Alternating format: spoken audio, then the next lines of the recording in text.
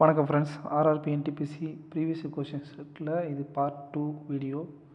First question, லோக்சபாவில் வந்து Anglo Indian community வந்து எத்தனை பேர் வந்து பிரசிடென்ட் வந்து நியமிக்கிறார் பார்த்தீங்கன்னா 2 பேர். ஆனால் இது வந்து இப்போ 104 சட்டத்திருத்தத்தின் மூலமா வந்து இது வந்து இப்போ வந்து நிறுத்தப்பட்டது. அப்புறம் ஸ்டேட் அசம்பிளியில் வந்து ஆர்டிகல் 331 படி வந்து ஆங்கிலோ இந்தியன் கம்யூனிட்டி வந்து நியமிக்கப்படுறாங்க. அப்புறம் 100வது அரசியல் சட்டத்திருத்தம் இந்தியா பங்களாதேஷ் இடையில நில எல்லையை குறிக்கிறது. அடுத்து 101வது ஜிஎஸ்டி, 103வது வந்து இடபிள்யூஎஸ் கேட்டகரிக்கு வந்து 10% ரிசர்வேஷன். அப்புறம் 106 அடுத்து ஜிசாட் 31ன்றது என்னன்னு பார்த்தீங்கன்னா இந்தியாவுடைய கம்யூனிகேஷன் சேட்டலைட். ஆப்ஷன் ஏ தான் கரெக்டு.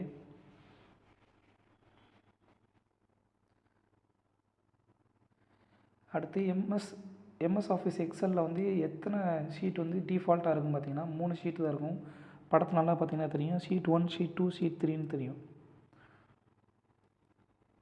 அடுத்ததான் இந்தியாவில் வந்து இங்கிலீஷ் லாங்குவேஜ் வந்து அஃபிஷியல் லாங்குவேஜஸ் ஆக்ட் செக்ஷன் 3 படி வந்து பயன்படுத்துகிறாங்க. அது வந்து எப்போ வந்து நடைமுறைக்கு வந்துச்சுன்னா 1965 தான் நடைமுறைக்கு வந்துச்சு.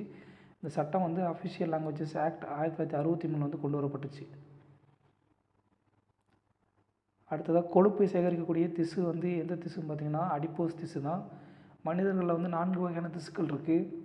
அது எதுன்னு பார்த்தீங்கன்னா எபித்தீலியல் திசு, இணைப்பு திசு, தசை திசு, அப்புறம் நரம்பு திசு. அதே நேரத்தில் தாவரங்கள் வந்து வாஸ்குலர் திசு வந்து கடத்தும் திசுவாக இருக்குது. இது வந்து சைலம், ஃப்ளோயம் இதை 2 கொண்டது. சைலம் வந்து நீரை கடத்தும், ஃப்ளோயம் வந்து உணவை கடத்தும்.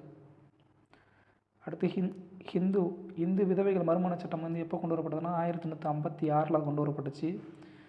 இது வந்து கொண்டு வர பாடுபட்டவர்கள் முக்கியமானவர் ஈஸ்வர சந்திர வித்யாசாகர்.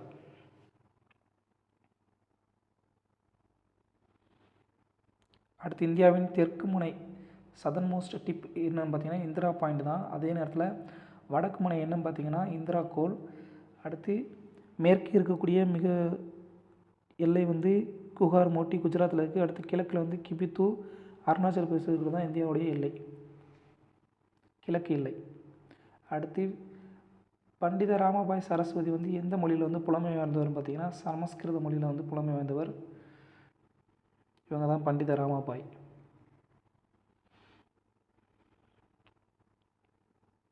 அடுத்தது இந்தியாவுடைய முதல் பயணிகள் ரயில் எப்போ வந்து விடப்பட்டதுன்னா 1853 வந்து விடப்பட்டது. மும்பை மற்றும் தானேக்கு இடையில் 34 கிலோமீட்டர் வந்து அது பயணப்பட்டது. இந்தியாவில் வந்து ரயில்வே சிஸ்டத்தை வந்து கொண்டு வந்தவர் யார் பார்த்தீங்கன்னா லார்ட் டல்கோசி பிரபு தான் கொண்டு வந்தார்.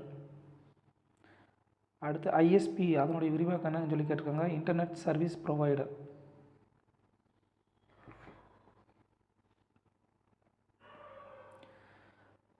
அடுத்ததான் நியூட்டனுடைய முதல் விதிக்கு இயக்க விதிகளுக்கு இன்னொரு பெயர் என்ன பார்த்தீங்கன்னா லா ஆஃப் இனர்ஷியா, அதாவது நிலைமை விதி. ஒரு பொருள் ஓய்விலையோ அல்லது இயக்கத்தில் இருக்கும்போது அதன் மீது புறவிசைகள் செயல்படாத போது அந்த பொருள் வந்து எந்த ஒரு மாற்றத்துக்கு உள்ளாகாது. 2வது வந்து விசை விதி F=ma. 3வது விதி ஒவ்வொரு செயலுக்கும் சமமான எதிர் விதி உண்டு. அடுத்து சுஷில்குமார் வந்து எந்த ஒலிம்பிக்கில் வந்து இந்தியாவில் வந்து எந்த போட்டியில் வந்து மெடல் ஜெயிச்சார்னா ரெஸ்லிங்கில் தான் ஜெயிச்சார். 2008, 2012 வந்து அடுத்தடுத்து 2 ஒலிம்பிக்கில் வந்து ஜெயிச்சிருந்தார். அதே நேரத்தில் ஒரே ஒலிம்பிக்கில் வந்து 2 பதக்கங்கள் ஜெயித்த பெண் வந்து யாருன்னா மனு பாக்கர். அடுத்து இந்தியாவில் வந்து முதல் பெண் பதக்கம் ஜெயிச்சவர் யாருன்னு பார்த்தீங்கன்னா கர்ணம் மல்லேஸ்வரி. பேட்மிண்டனில் முதல் பதக்கம் வந்து சாய்னா நேவால் ஜெயித்தாங்க. அதே நேரத்தில் பேட்மிண்டனில் சில்வர் ஜெயித்தது வந்து பிவி சிந்து ஃபஸ்ட் டைமாக. அடுத்து 2020 பொறுத்த வரைக்கும் நோபல் பிரைஸ் ஃபிசிக்ஸில் வந்து 2 முறை வந்து பதக்கம் ஜெயிச்சவர் யாருன்னு பார்த்தீங்கன்னா ஜான் பார்டன்றவர் தான். மேரி கியூரி வந்து 2 முறை பதக்கம் வாங்கியிருக்காங்க நோபல் ப்ரைஸு. ஆனால் அவங்க வந்து ஃபிசிக்ஸ்லையும் கெமிஸ்ட்ரிலையும் வாங்கியிருந்தாங்க. இது வந்து நோபல் ப்ரைஸ் ஃபஸ்ட் வின்னர் யாருன்னு பார்த்தீங்கன்னா ஃபிசிக்ஸில் வில்லியம் ரான்சன், கெமிஸ்ட்ரியில் ஜேக்கபஸ் ஹென்ரிஸ் வான் ஹாஃப். நோபல் ப்ரைஸ் வந்து எப்போ தொடங்கப்பட்டுச்சுன்னா 1901 தான் தொடங்கப்பட்டுச்சு. அடுத்து எறும்பினுடைய கொடுக்கையில் இருக்கக்கூடிய அமிலம் எதுன்னு பார்த்தீங்கன்னா மெத்தனாயிக் ஆசிட். மெத்தனாயிக் ஆசிட்டுக்கு வந்து இன்னொரு பெயர் இருக்குது, அது வந்து ஃபார்மிக் ஆசிட். ஃபார்மிக் ஆசிட் தான் நம்ம படிச்சிருப்போம். ஃபார்மிக் ஆசிட்டுடைய ஃபார்முலா என்னன்னா HCOOH. இதோட இன்னொரு பெயர் மெத்தனாயிக் ஆசிட். அடுத்து எலுமிச்சையில் இருக்கக்கூடிய சிட்ரிக் ஆசிட், தயிரில் இருக்கக்கூடியது லாக்டிக் ஆசிட், தக்காளியில் ஆக்சாலிக், வினிகரில் வந்து அசிட்டிக் ஆசிட், ஆப்பிளில் மேலிக் ஆசிட், அப்புறம் புளியில் வந்து டாட்டாரிக் ஆசிட். இந்தியாவில் வந்து பிரிட்டிஷர் வந்து தங்கள் முதல் அலுவலகத்தை எங்கே உருவாக்குனாங்க பார்த்தீங்கன்னா சூரத் நகரில் தான் உருவாக்குனாங்க. சூரத் நகரம் வந்து குஜராத்தில் இருக்குது. இதுக்கு வந்து இன்னொரு பெயர் என்னென்னா டைமண்ட் சிட்டின்னு சொல்லி இன்னொரு பெயர் இருக்குது, வைர நகரம் சொல்லி இன்னொரு பெயர் இருக்குது. அடுத்து அட்டாமிக் எனர்ஜி அமெண்ட்மெண்ட் பில் மூலிமா வந்து பப்ளிக் செக்டர் அண்டர்டேக்கிங்ஸ் வந்து ஜாயின்ட் வெஞ்சர் நடத்தலாம் சொல்லி கொண்டு வந்தது எப்போ பார்த்தீங்கன்னா 2015. எந்த பில்லுன்னு பார்த்தீங்கன்னா அட்டாமிக் எனர்ஜி ஆக்ட் 1962.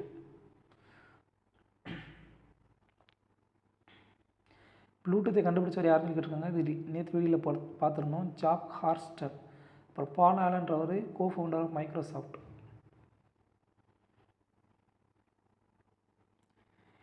கொடுக்கப்பட்டதில் எது வந்து நோபல் கேஸ்ன்னு சொல்லி கேட்டிருக்காங்க. நோபல் கேஸ் எதுன்னு பார்த்தீங்கன்னா ஆர்கன் தான். ஆர்கன் வந்து வளிமண்டலத்தில் இருக்கக்கூடிய 3வது மிகப்பெரிய வாயு. அடுத்து தனிம ஒரு சட்டம்லாம் 18வது தொகுதியில் இருக்கக்கூடிய எல்லா தனிமங்களும் வந்து நோபல் கேஸ் அழைக்கப்படுது. Helium, neon, organ, krypton, xenon, Radon. 2020 நவம்பரை பொறுத்த வரைக்கும் இந்தியாவில் வந்து எத்தனை அணு உலைகள் இருந்துச்சுன்னா 22. அணுமின் நிலையங்கள் வந்து 7, அணு உலைகள் வந்து 22. இந்த நியூக்ளியர் எனர்ஜி ப்ரோக்ராம் வந்து இந்தியாவில் தொடங்கியவர் யாருன்னு பார்த்தீங்கன்னா ஹோமி ஜஹாங்கீர் பாபா. 2020 நவம்பரை பொறுத்த வரைக்கும் இந்தியாவில் இருக்கக்கூடிய நியூவஸ்ட் ஹைகோர்ட் புதுசாக கட்டப்பட்டது எதுனா அமராவதி. அடுத்து ஆர்டிகல் 214 வந்து ஒவ்வொரு ஸ்டேட்டுக்கும் தனியாக வந்து ஒரு ஹைகோர்ட் இருக்கலாம்னு சொல்லி குறிப்பிடுது. 217 வந்து ஜட்ஜஸோட நியமனத்தை பற்றி குறிப்பிடுது ஹைகோர்ட்டில். 231 வந்து ஒரு 2 ஸ்டேட் அல்லது அதுக்கு மேற்பட்ட ஸ்டேட்களுக்கு வந்து ஒரே ஹைகோர்ட் இருக்கலாம்னு சொல்லி குறிப்பிடுது. அடுத்து முகமதியன் ஆங்கிலோ ஓரியன்டல் காலேஜ் 1875 வந்து கட்டியவர் யாரும் பார்த்தீங்கன்னா சையத் அகமது கான். இதுதான் வந்து பின்னாடி அலிகார் முஸ்லீம் யூனிவர்சிட்டியாக மாறுச்சு. அடுத்ததாக மௌலானா அபுல் கலாம் ஆசாத் வந்து இந்தியாவுடைய முதல் கல்வி அமைச்சர். இவருடைய பிறந்தநாள் நவம்பர் 11 தேசிய கல்வி தினமாக கொண்டாடப்படுது.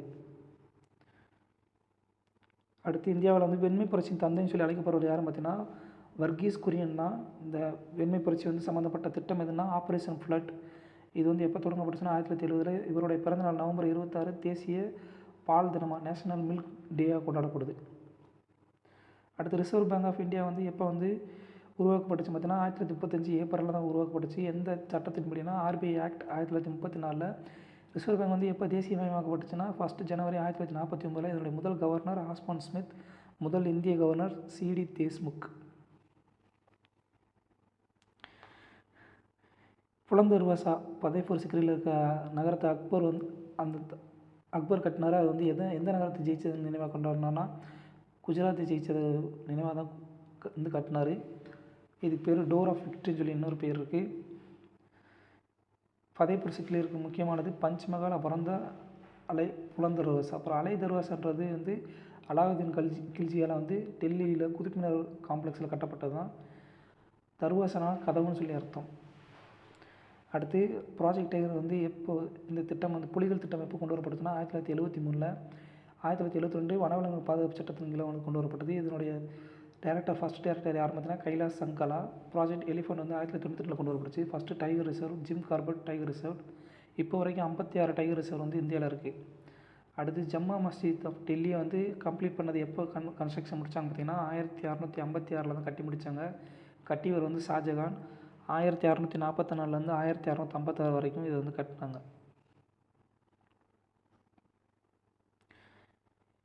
இந்தியா ஆஃப்டர் காந்தின்ற புத்தகத்தினுடைய ஆசிரியர் யாருன்னு சொல்லி கேட்டிருக்காங்க. ராமச்சந்திர குகா தான் ஆன்சர். இது வந்து யூபிசி படிக்கிறவங்களுக்கு இந்த புக் நல்லாவே தெரியும். அடுத்து அருந்ததி ராய் வந்து அவருடைய புக்கான த காட் ஆஃப் ஸ்மால் திங்ஸ்க்காக இந்தியாவில் வந்து முதல் புக்கர் ப்ரைஸ் ஜெயிச்சிருந்தாங்க அருந்ததி ராய். அடுத்து 2வது வந்தே பாரத் எக்ஸ்பிரஸ் வந்து எந்த 2 நகரங்களுக்கு வந்து இயக்கப்பட்டதுன்னா நியூ டெல்லி அப்புறம் கத்ரா. முதல் வந்தே பாரத் எக்ஸ்பிரஸ் வந்து 2019 நியூ டெல்லிக்கு வாரணாசிகளில் வந்து செயல்முறைப்படுத்தப்பட்டது. இதனுடைய முதல் பெயர் என்னென்னா ட்ரெயின் 18. இது வந்து உருவாக்குறது ஐசிஎஃப். அடுத்து ஐசிஎஃப் வந்து எங்கே இருக்குன்னா சென்னையில். ரயில் கோச் ஃபேக்ட்ரி வந்து கபூர்தலா பஞ்சாபில் இருக்குது. ரயில் வீல் ஃபேக்ட்ரி வந்து எங்கே இருக்குன்னா Bengaluru Karnataka. Modern coach factory வந்து ரேபரேலி உத்தரப்பிரதேசில் இருக்குது. அடுத்து இந்தியாவில் வந்து 8வது அட்டவணையில் அரசியல் சட்டத்தில் வந்து மொத்தம் எத்தனை மொழிகள் இருக்குன்னா 22 மொழிகள். ஒரிஜினல் கான்ஸ்டியூஷனில் 395 ஆர்டிகல், 22 பாட்டு, 8 ஷெடியூல் வந்து இருந்துச்சு. அடுத்து 21வது அரசியலமைப்பு சட்டத்தின்படி சிந்தி மொழியும், 71 அரசியலமைப்பு சட்டத்தின்படி கொங்கணி, மணிப்புரி, நேபாளியும், அடுத்து 92 அரசியலமைப்பு சட்டத்தின்படி போடோ, டோக்ரி, சந்தாலி, மைத்திலி இதெல்லாம் வந்து 8வது அட்டவணை வந்து சேர்க்கப்பட்ட மொழிகள். அடுத்து காந்தி ஸ்மிருதி அண்ட் தர்ஷன் சமிதி வந்து எப்போ வந்து உருவாக்கப்பட்டுச்சுன்னா 1984 செப்டம்பரில் தான் வந்து இந்த அமைப்பு வந்து உருவாக்கப்பட்டுச்சு. அடுத்ததாக எந்த அமைப்பு வந்து குறைந்தபட்ச ஆதரவு விலைக்கு பயிர்களுக்கான ஆதரவு விலைக்கு வந்து ரெக்கமெண்ட் பண்ணோம் அப்படின்னா சிஏசிபி. இதோடைய ஃபுல் ஃபார்ம் வந்து the commission for agriculture cost and price. இது வந்து எப்போ வந்து கொண்டு வரப்பட்டுச்சுன்னா 1965 எம்எஸ்பி வந்து எப்போ அறிமுகப்படுச்சுன்னா 1966 67 மொத்தம் 22 பயிர்களுக்கு வந்து கொடுக்கப்படுது. அடுத்து யுனைடெட் நேஷன் செக்யூரிட்டி கவுன்சிலில் நான் பர்மனன்ட் மெம்பர்ஸ்க்கு வந்து எவ்வளோ வருஷம் வந்து டேர்ம் பார்த்திங்கன்னா 2 வருஷம் தான். வந்து மொத்தம் 5 பர்மனன்ட் மெம்பர் இருக்காங்க, 10 நான் பர்மனன்ட் மெம்பர். அடுத்து இந்தியா வந்து இது வரைக்கும் 8 முறை வந்து தேர்ந்தெடுக்கப்பட்டிருக்கு நான் பர்மனன்ட் மெம்பராக. 5 permanent member China, France, Russia, UK, அப்புறம் யூஎஸ்ஏ. அடுத்த டேக்ஸோன்றது எந்த மரத்துலேருந்து எடுக்கப்படக்கூடியது பார்த்திங்கன்னா நியூன்ற மரத்துலேருந்து எடுக்கப்படுது. இது வந்து கேன்சருக்கு பயன்படக்கூடிய ஒரு ட்ரக்காக வந்து பயன்படுத்தப்படுது. அடுத்து மலேரியாவை குணப்படுத்தக்கூடிய குயினின்ற பொருள் வந்து சின்கோனா மரப்பட்டன்லேருந்து எடுக்கப்படுது. அடுத்து சாம்பார் லேக் வந்து எங்கே அமைஞ்சிருக்கு பார்த்திங்கன்னா ராஜஸ்தானில் தான் அமைஞ்சிருக்கு. இது வந்து ஒரு உப்பு நீர் ஏரி. அது மட்டும் இல்லாமல் இந்தியாவில் கூடிய மிகப்பெரிய உப்பு நீர் ஏரி எதுன்னு பார்த்திங்கன்னா சிலிக்கா லேக் ஒடிசாவில் இருக்குது. அப்புறம் இந்தியாவில் இருக்க மிகப்பெரிய நன்னீர் ஏரி உலார் லேக் ஜம்மு காஷ்மீரில் இருக்குது. இந்தியாவில் கூடிய மிக நீளமான ஏரி வேம்பநாடு ஏரி கேரளாவில் இருக்குது. அப்புறம் இந்தியாவுடைய ஒரே மிதக்கும் தேசிய பூங்கா எங்கே இருக்குன்னா கெய்புல் லம்ஜான் நேஷ்னல் பார்க். லோக்தக் ஏரி மணிப்பூரில் அமைஞ்சிருக்கு. புலிக்காட் லேக் வந்து இந்தியாவில் தமிழ்நாட்டிலையும் ஆந்திர பிரதேச இடையில் வந்து அமைஞ்சிருக்கு. அடுத்து right to free and compulsory education act வந்து எப்போ வந்து பார்லிமெண்ட்டில் வந்து பாஸ் பண்ணப்பட்டுச்சுன்னா 2009 தான் பாஸ் பண்ணப்பட்டுச்சு ஃபஸ்ட்டு. இது வந்து ஆர்டிகல் 21A வந்து இன்செர்ட் பண்ணி 6லேருந்து 14 வயசு உள்ள குழந்தைகளுக்கு வந்து இலவச கல்வி வந்து கொடுக்குறத வந்து உறுதிப்படுத்துது. இது வந்து எப்போ நடைமுறைக்கு வந்துச்சுன்னா 1 ஏப்ரல் 2010 வந்து கொண்டு வரப்படுச்சு. இந்த 14 வயசு உள்ள குழந்தைகளுக்கு வந்து கட்டாய கல்வி குறிப்பிடக்கூடிய ஆர்டிகல் 45 டிபிஎஸ்பியில். இந்தியாவில் 2011 சென்சஸ் படி ஃபீமேல் செக்ஸ் ரேஷியோ என்ன பார்த்திங்கன்னா 943. ஹையஸ்ட் ஃபீமேல் செக்ஸ் ரேஷியோ வந்து இருக்கக்கூடிய மாநிலம் எதுனா கேரளா. லோவஸ்ட் செக்ஸ் ரேஷியோ வந்து ஹரியானா. ஹையஸ்ட் யூனியன் டெரிட்டரியில் யூனியன் பிரதேசத்தில் வந்து பாண்டிச்சேரி. குறைஞ்சது வந்து டாமண்டையூ. ஹையஸ்ட்டில் டிஸ்ட்ரிக் வந்து எதுன்னு பார்த்தீங்கன்னா மாஹி டிஸ்ட்ரிக் பாண்டிச்சேரியில் இருக்குது. லோவஸ்ட் வந்து டாமன் டிஸ்ட்ரிக். அடுத்து யூனிசெஃப் அமைப்பினுடைய ஹெட் குவார்ட்டர் எங்கே இருக்குன்னு சொல்லி கேட்டிருக்காங்க. நியூயார்க்கில் தான் இருக்குது. இந்த அமைப்பு எப்போ உருவாக்கப்பட்டுச்சுன்னா 11 டிசம்பர் 1946 வந்து உருவாக்கப்பட்டுச்சு. யூனிசெஃப்னா united nation international children education ஃபண்டுன்றது தான் அதோடைய ஃபுல் ஃபார்ம். ஸோ அவ்வளோதான் ஃப்ரெண்ட்ஸ், தேங்க்யூ ஃபார் வாட்சிங். என்னோடய வீடியோ கொஞ்சம் ஃபாஸ்ட்டாக இருந்திருக்கும், பேசுகிறதெல்லாம் கொஞ்சம் வேகமாக பேச வேண்டியது இருக்கும். ஏன்னா என்னோடய டைமிங் வந்து கம்மியாக வச்சதுனால அந்த மாதிரி ஆயிடுச்சு. ஸோ நெக்ஸ்ட் வீடியோவில் இதை வந்து கரெக்ட் பண்ணுறதுக்கு நான் ட்ரை பண்ணுறேன். தேங்க்யூ.